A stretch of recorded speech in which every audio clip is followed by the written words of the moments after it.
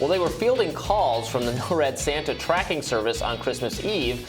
President Biden and First Lady Jill Biden received an interesting sign-off from a caller. Let's listen to that. I hope you have a wonderful Christmas. Well, yeah, I hope you guys have a wonderful Christmas as well. Merry Christmas, and let's go, Brandon. Let's go, Brandon. I agree. Hey, by the way, where are you in Oregon?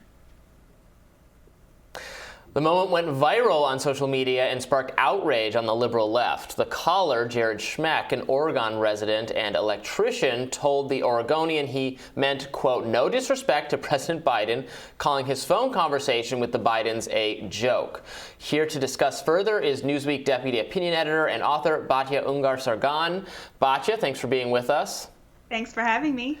So, I want to get your take on this. My feeling is that, yeah, it was kind of a rude thing to do, but being impolite toward political figures is a time-honored tradition. They don't necessarily deserve our respect. So would I have done it? No. I think a lot of people flipping out would have been perfectly fine with someone insulting if it was former President Donald Trump. But also people, gleefully doing it who are Trumpists would have been, furious with you for daring to besmirch our former president's name. So there's a lot of hypocrisy here. But at the end of the day, I don't really think anything bad should happen to this guy. And probably liberals are, trying to, burn him at the stake or something by now. Yeah, I don't think he should be burned at the stake. It did remind me of President Trump's greatest Christmas moment ever when he was on a call with a 7-year-old. You guys remember this? Yes. And he opened the call with, so are you still a believer in Santa? Because at 7, that's marginal. One of his greatest all-time moments. He's right. 7's marginal. Right. Oh. I have to say, Robbie, I a little bit disagree with you here. I think that this was so gross. I mean, decency isn't everything. You're right. We have a First Amendment right to disrespect our politicians. But, decency is not nothing either. And Joe Biden is a decent man. And he had this long conversation with this guy who has a son named Hunter. And so, his son Hunter Biden came up. His son Beau Biden came up. He was in this moment of trying to connect with a voter who clearly did not vote for him. And instead of, this guy could have brought up something, policy-wise that he disagreed with Biden with, right? He had the president on the phone. He could have brought up Afghanistan. He could have brought up inflation. And instead, he sort of went for the own the libs viral moment. And I really feel like that was just so gross and also a wasted opportunity. Yeah, I mean, my take on it, I'd like to hear Robbie's on this, was it's not about defending the sanctity of the White House or the office. Like, screw that. Like, that's so far gone. It's about the Christmas season, and it's about decency. Like the idea of saying, Merry Christmas in the same breath that he then says, let's go, Brandon, is just an insult to the spirit. So, and I was raised by either they're atheists, Unitarians, whatever. But we were always taught that Christmas was about giving and about loving your neighbor and in school we're taught about how in World War I they come out of the trench, the soldiers come out of the trenches and are smoking cigarettes together, literally putting down their weapons and having this celebration of camaraderie. The next day they're going back to killing each other. We're not that. And so you can't go just for one day of not saying that. Now, I also don't want the guy canceled.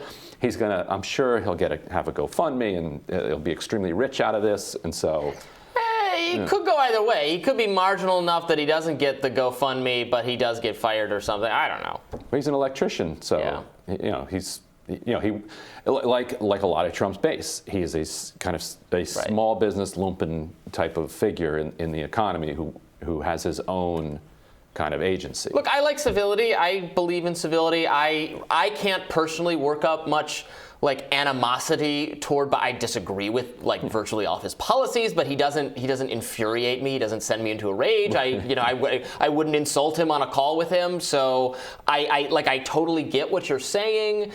On the other, but also so many people who are waving the civility card would have tweeted "F you, Donald Trump" 1,000 times, or said it to him in conversation, Although, Batya, if somebody, so let's say Trump is like talking to that 7-year-old and asking him, you still believe in Santa, and then the next caller just like lashes out at him, I think I'd be embarrassed about that. Like, I wouldn't want Trump either. Yes. And so I wouldn't either. Yeah, but it's cringy. I get it. Yeah. Right. And Batya, I'm curious for your take on this, because like a lot of conservatives have defended this and said, well, y'all started it. You guys have said mean things about Trump. You interrupted people's dinners. You started it is not the most sophisticated argument to be rolling out. But do you think that a lot of kind of liberals would be horrified if somebody had said this to Trump at that particular Christmas thing? Or do you think they'd be like, he's the worst, so give it to him? I think Robbie's totally right about that. There's definitely a lot of hypocrisy to go around. And of course, there's like a class element as well. So something that you saw a lot during the beginning of the pandemic was these press conferences where Trump would be out there saying things that we now know were either true or smart or good ideas. And the press would just be so rude to him, very combative, very aggressive. And then they would go viral to the approbation of liberal Twitter, right, for having taken him on in this very rude way. And you never saw people saying, this is the president. There's an office here beyond the person that we should be respecting. So definitely like a lot of hypocrisy to go around. The question of how comfy the press should be with figures in power, I don't think is the same as the civility question, I guess is what I'm trying to get at here. Mm-hmm. Like, you can be both civil and, do your job and, hold people to account without descending to the level of insulting people or, literally using a euphemism for telling them to go F themselves during a Christmas call. So I guess I agree with both of you a little bit. I'm a pretty civil person, but I think if I got a phone call from Muriel Bowser, the mayor of DC, who just brought back the mask mandate, I think I would unload on her. I think it would be just an expletive string. That's the political figure I'm furious with right now. Joe Biden would be like, yeah, thanks. Have a nice Christmas, whatever. But the masks. I don't like them. I don't like them. It does not like those masks. But that would also, it's like a wasted opportunity, right? You could say to her, like, look, let me explain to you in the best way I can what's wrong here. Like, I feel like if that guy had said to Biden, working class people are suffering from inflation in ways that you are refusing to take responsibility for, sir. What do you have to say to that? I'm here with my kids. What am I supposed to tell them? Yeah. Like, I think he would have been a hero. You're right. Do you think Joe Biden actually knows what "Let's Go Brandon" means?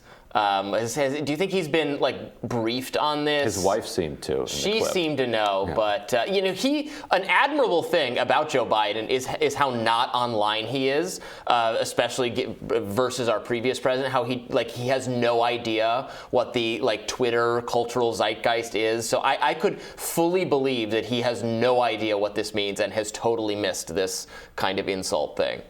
I think what his next move, the follow-up where he said, "Are you in Oregon?" I think that was him trying to recover from what he perceived to be an insult, and he was going to try to have sort of a moment of unity, but the guy had already hung up. The guy then lied and said that he had been disconnected, but in the video that the guy posted to YouTube, you can see that he's the one who hung up. So, yeah.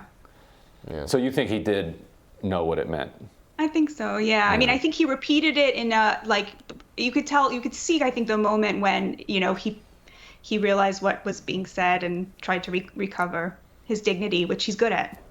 We'll have to wait for the Bob Woodward book to find out who briefed him on "Let's Go Brandon" and what his reaction was. The original video is genuinely funny, right? It has nothing to do with Biden.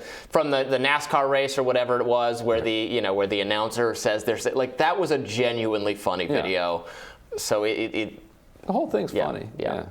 But I agree. Just I am in favor of civility too. I'm not disagreeing with you or Batya. It's just I don't think anyone would have cared if it was. But it seems Trump. Pointless. It's gone. Yeah.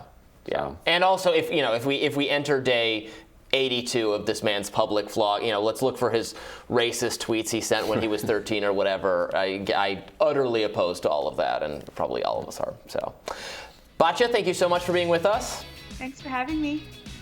We'll have more Rising right after this. Stay with us.